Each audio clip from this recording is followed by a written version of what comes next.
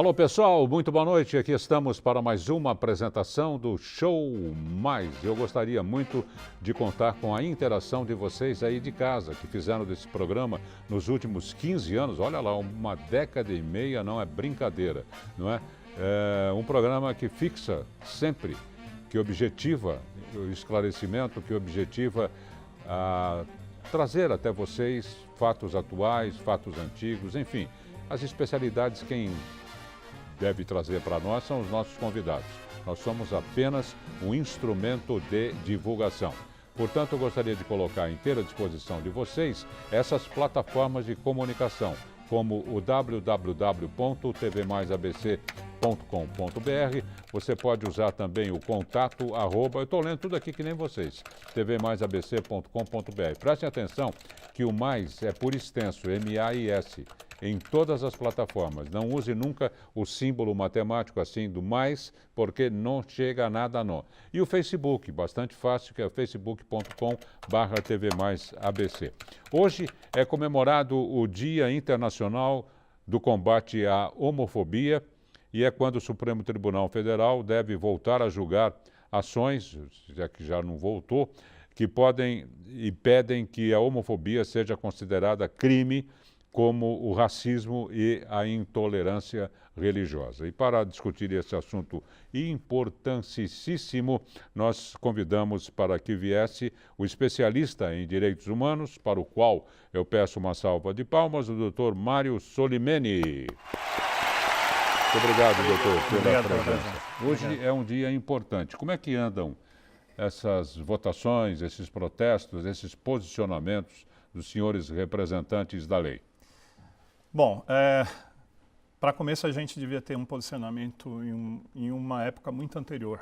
O que está acontecendo hoje realmente foi uma ação que foi ajuizada, uma ação direta de inconstitucionalidade, para que justamente os parlamentares pudessem trabalhar, para que eles justamente pudessem fazer com que a lei fosse votada. Porque esse projeto de lei já existe há muito tempo e é uma coisa que não é de hoje. E o mal cresceu.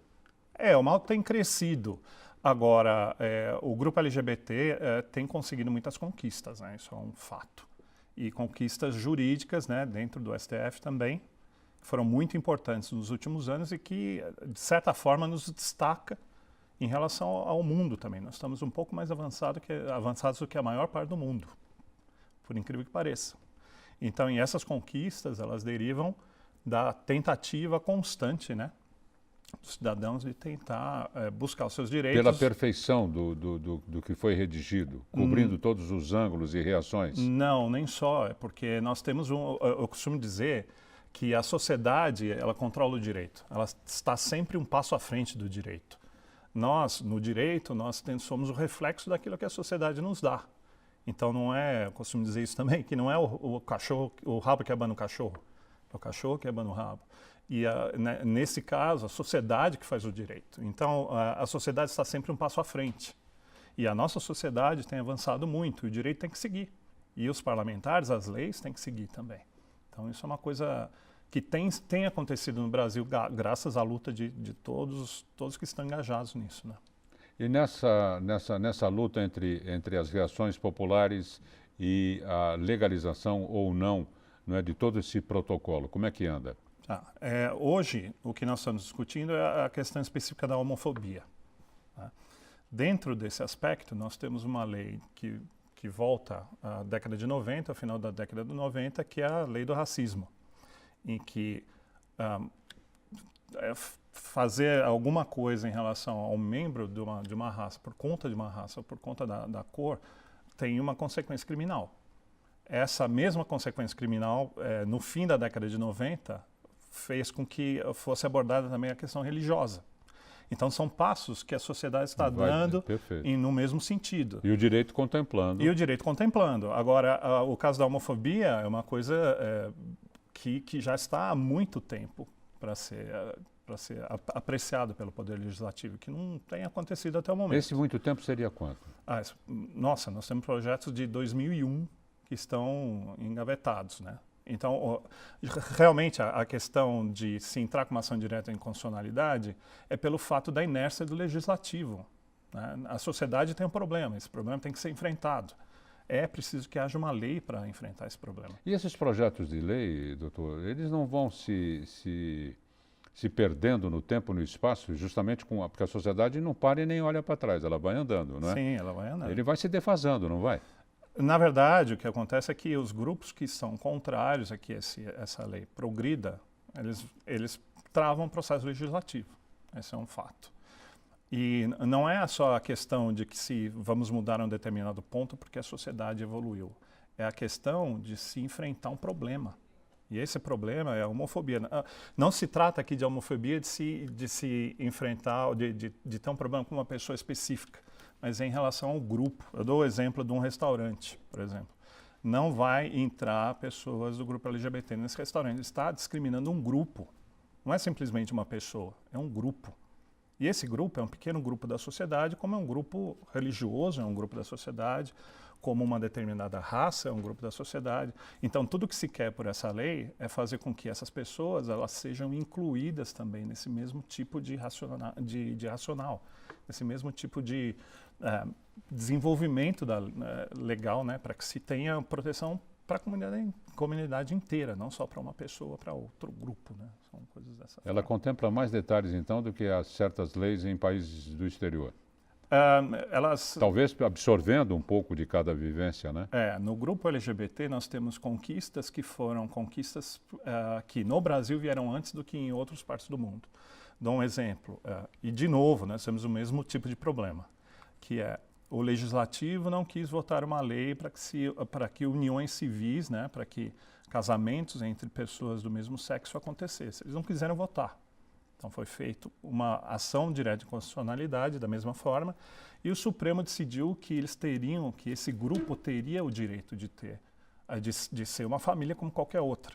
Independentemente do resultado das votações. Independentemente, porque quando o legislativo se omite, o cidadão pode bater à porta do judiciário para pedir que essa omissão seja cumprida, que essa lacuna seja apreciada. Então, isso aconteceu no caso do casamento em 2011. Tá? O casamento no Reino Unido só foi permitido no final de 2013. Dezembro de 2013. Na Irlanda, fizeram um plebiscito para se decidir isso em 2015. E aqui o doutor atribui esses passos à frente, não é? É o desenvolvimento. Nós que em muitos setores outros estamos a vários passos atrás. Com certeza. É o desenvolvimento da sociedade. Quando os movimentos sociais têm consciência de que eles podem mudar as coisas e se reúnem e lutam para um objetivo comum, é um movimento social que tem voz. E essa voz vai ser ouvida. Então, é simplesmente o fato de que aqui no Brasil o grupo LGBT se uniu. Eles conseguiram fazer com que... E mostrou a força também nesses encontros, não é? Que acontecem. Sempre. É uma questão de direitos humanos, não é uma questão de opção sexual. Isso não existe. É uma questão de direito da personalidade. Eu sou aquilo que eu sou. Eu tenho direito de exercer aquilo que a minha mente manda. E quando pessoas que têm o mesmo objetivo em comum se encontram e movimentam essa roda, as coisas acontecem.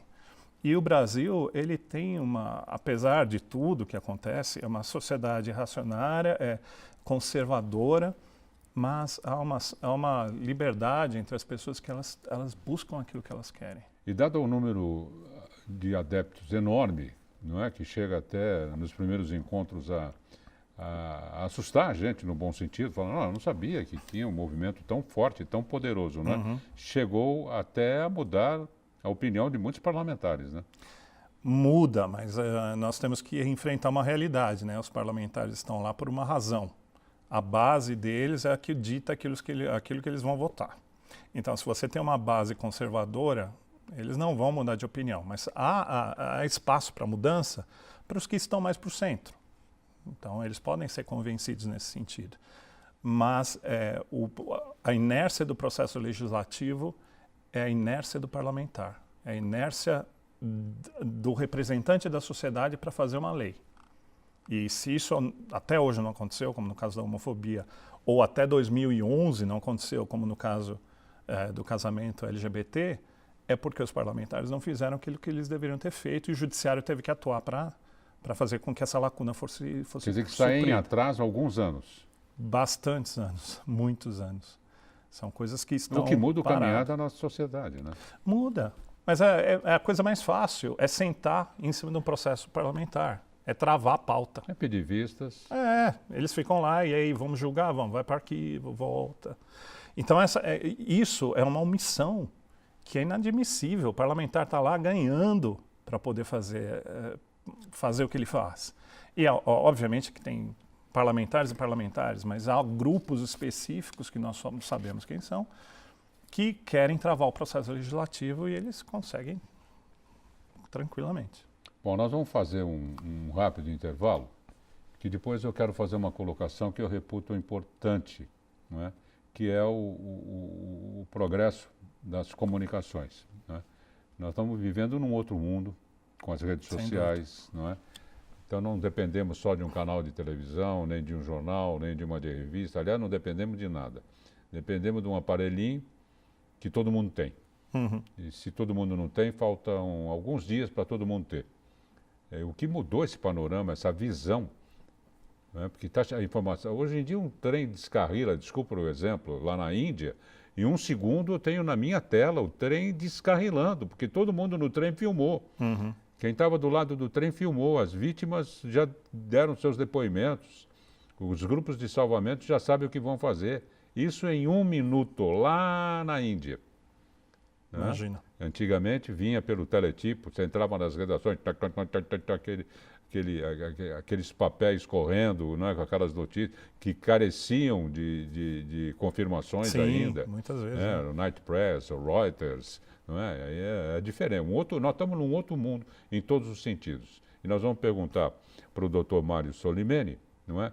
Como isso está influenciando. Eu creio que muito, não é? E a ponto até de mudar a cabeça dos senhores parlamentares, que eles não estavam sabendo no que eles estavam se metendo. Estavam se metendo em confusão. Então, um rápido intervalo, eu repito, e já voltamos.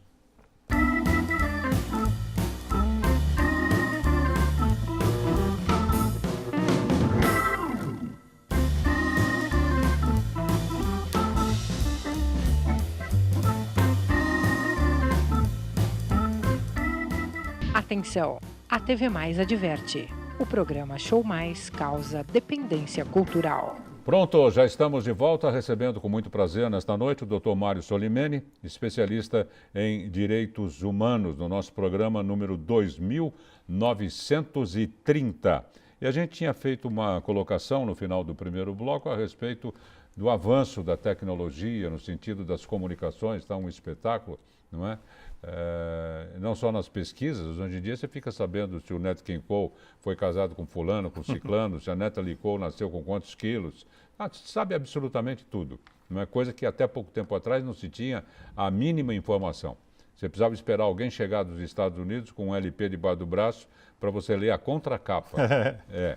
Então, de que forma isso está mudando a nossa sociedade? Mudou de muito jeito. Total, é uma outra sociedade. Para nós, advogados, também, isso facilitou muita coisa e deixou outras coisas também um pouco mais difíceis. Né? Porque o cliente já vem meio armado, né? Nossa, a gente tem um monte de cliente que já sabe aquilo que quer, né? E o pior, todo mundo é advogado. Ou todo mundo é médico, todo mundo é engenheiro. Então, nós temos que colocar aí um limite, né, naquilo que as pessoas podem colocar ou não. No caso específico, mudou muito, porque as pessoas podem se associar hoje instantaneamente. Então, antigamente você precisaria ir a uma reunião, né, de um determinado partido ou de uma determinada causa. Hoje em dia você só entra no grupo, forma um grupo, isso. Forma no grupo e vai, né? Com perfeição, mandando vídeo, mandando áudio. Então, essas informações são importantes. Hoje em dia, o que está acontecendo politicamente também tem muito a ver com o fato de que as pessoas têm muito acesso à informação do outro.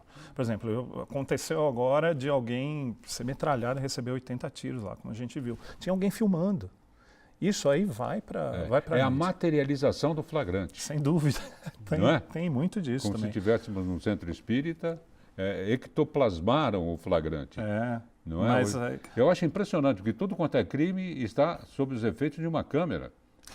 Nós estamos chegando Ou naquela... pelo menos um percentual muito grande. Nós estamos chegando naquela fase do 1984 mesmo, do George Orwell, que é realmente aquela sociedade vigiada. Então nós temos hoje na Inglaterra, por exemplo, uma preocupação muito grande, porque tem mais câmeras que eles chamam CCTV, né? Câmeras para verificar o que está acontecendo em cada ambiente, do que você tem de população. Com você certeza. tem possibilidades enormes, né? Eles já estão desenvolvendo, como aqui também estão querendo trazer, o reconhecimento facial.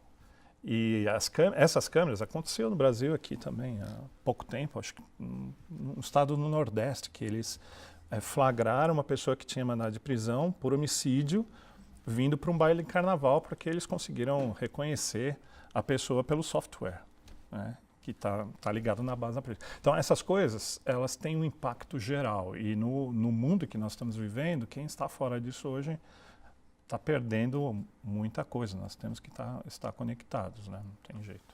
Agora, é interessante, né, doutor, que mesmo com toda essa cobertura da tecnologia, vamos pegar no caso específico eu acho que 90% dos flagrantes são dados pelas câmeras, não é? Até no esporte, né? O famoso VAR, o vídeo... Agora mudou, né? Referee, né? É interessante isso, porque tira um pouco a autoridade do juiz. Não é? O juiz de campo ele fica meio perdido, ele chama o VAR, mas ele tem que ficar esperando uma resposta, né? Então, se nós trouxéssemos isso aí para o campo parlamentar, fazer um paralelo, perfeito. Ficou muito difícil para as pessoas aceitarem essa mudança. Foi muito tempo para aceitar esse tipo de mudança. Quem gosta de futebol sabe que já havia essa discussão de ter o videocâmera há muito tempo. E a FIFA entendeu essa necessidade depois que a sociedade se mexeu. Depois que todo mundo, sociedade dentro, né? Cada um dentro do seu... Os fãs de futebol do mundo inteiro entenderam que estava acontecendo muita coisa errada, que nós estamos vendo pela televisão que está acontecendo, que é uma coisa diferente do que o juiz apitou. E esse tipo de resistência é o mesmo tipo que a gente encontra na resistência do parlamentar em querer mudar a vida das pessoas, querer mudar as leis. Então é um apego ao passado. E a sociedade mudou. E o que nós estamos constantemente falando aqui é justamente isso, que a sociedade deu um passo à frente, as pessoas precisam acordar e seguir. E não simplesmente ficar falando, não vamos julgar, não vamos levar o processo parlamentar. Não. Mudou a sociedade, acordem. Vamos lá. E o que o judiciário está fazendo, e a gente tem que realmente aplaudir, porque não é a primeira vez, é entender isso, cumprir a sua função constitucional de fechar essa lacuna. Porque essa lacuna existe, as pessoas estão querendo saber, não é possível, tem lei para todo mundo, para nós não tem. Vamos decidir. E essa decisão que vai acontecer no dia 23 vai ser retomada, né? Está 4-0. Lembrando que tem 11 ministros do Supremo Tribunal. Então é preciso só 2 votos para que isso se transforme em lei. Agora, não sei se eu estou atropelando um pouquinho aqui, mas é importante dizer que mesmo dentro desse julgamento, os próprios ministros estão falando, nós não somos legisladores. Nós temos que enfrentar o problema da lacuna, temos que dar uma solução para as pessoas que estão pedindo, porque elas não têm lei, só que quem tem que fazer a lei é o parlamento. Então nós vamos dar um prazo para o parlamento fazer essa lei. Enquanto eles não fizerem, está valendo como se fosse dentro da lei, e eu preciso fazer uma correção, de 88 é a lei do racismo, que foi feito dentro disso aí. A gente vai considerar a lei do racismo para casos de homofobia, enquanto vocês não fizerem lei. No momento que vocês fizerem uma lei, a coisa passa a valer pela lei que vocês fizerem no legislativo. Então o judiciário está cumprindo muito bem a função de separação de poderes. O legislativo legisla, o judiciário não legisla. Então, por enquanto, essa é a tendência. Né? Cada um tem um papel, eles são atores específicos da República. Importante que eles têm que cada um deles cumprir a sua função. Então, nesse sentido, o judiciário tem cumprido muito bem a função. Nós não temos o que reclamar, porque os casos que estão chegando estão sendo apreciados e é uma questão de direitos humanos. Eu repito, não é uma questão de se favorecer um grupo ou outro, é uma questão de entender que as pessoas são todas iguais. É isso que nós queremos. O Dia Internacional de Combate à Homofobia, que foi celebrado hoje, né? Dia 17, sexta-feira. Ele é de uma importância muito grande, primeiro pela concentração e, numericamente falando, mostrar a força, não é, dos agregados, das pessoas que pertencem a esse grupo. Segundo, na esteira do que o doutor está falando, mostrar a força que tem para os legisladores e não legisladores, Sim. para os executivos, enfim, para todo mundo, para o comércio, para tudo. Para a sociedade. Para a rede hoteleira, um espetáculo, para tudo, para a sociedade como um todo. Sim. Eu não vejo um problema aí. Não há problema. A sociedade, ela funciona, isso também está dentro da sociologia e do que nós vimos até em relação ao direito. A sociedade, ela funciona com ritos. O casamento é um rito. Tá? Por isso que é muito difícil para as pessoas entenderem união estável, porque a união estável não tem rito, é uma situação de fato. O casamento, todo mundo entende. É claro, nós fomos lá, casamos, você tem que falar as palavrinhas mágicas, são palavras certas. Então, fixar dias para se celebrar determinadas coisas, como foi o 13 de maio agora, são ritos, são dias em que as pessoas vão refletir a respeito disso. E essa reflexão é a conscientização de todos. Então, a partir do momento que todos começam a entender que esse dia 17 é um dia de combate à homofobia, elas vão refletir sobre a homofobia, refletir o que é isso, por que isso acontece. E essa reflexão causa discussão. É um rito que existe para fazer com que as pessoas lembrem e comentem. Então, por isso que é importante. E como ondas que se refletem, isso pode mudar a gastronomia, a hotelaria, o reposicionamento de companhias aéreas, absolutamente tudo. Não é? Então, não é uma questão que está na mão de 4, 5, 20 ou 200 pessoas. Não. Aliás, não está na mão de ninguém. De ninguém, está na mão da sociedade. É isso que é a importância que dá força disso. E importância. Sim, a conscientização. Quais seriam os próximos passos, juridicamente falando, que podem ser dados? Dentro de qual aspecto Dentro da perspectiva, primeiro, da divulgação, não é? E segundo, de garantia de direitos mesmo. Onde tem algum gap ainda muito acentuado? O que acontece é o seguinte, nós temos, como eu disse antes, né, uns setores da sociedade que são muito resistentes a mudanças.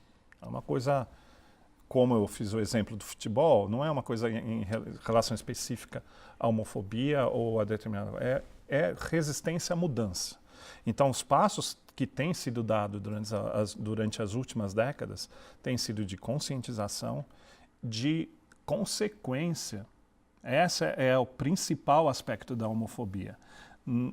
Nós passamos do ponto de se conscientizar para o ponto de que se as pessoas tiverem atitudes que são contrárias e sejam reprováveis, elas vão ter uma consequência.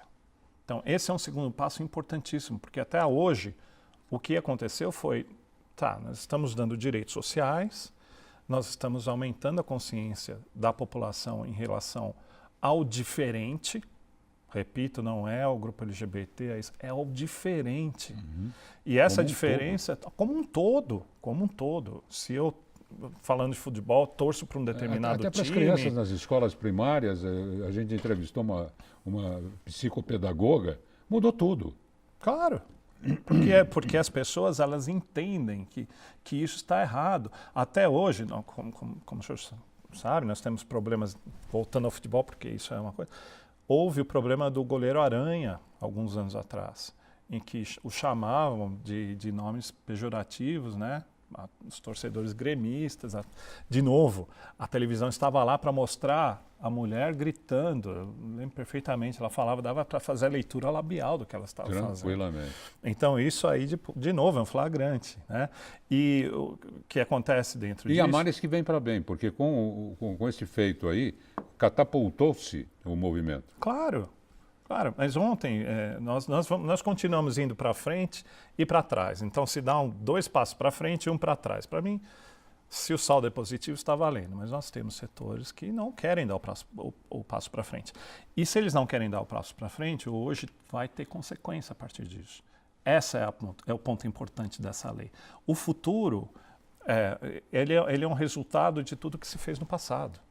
Então, ele não é simplesmente um exercício matemático do que vai acontecer. Não. Ele é uma consequência, causa e consequência.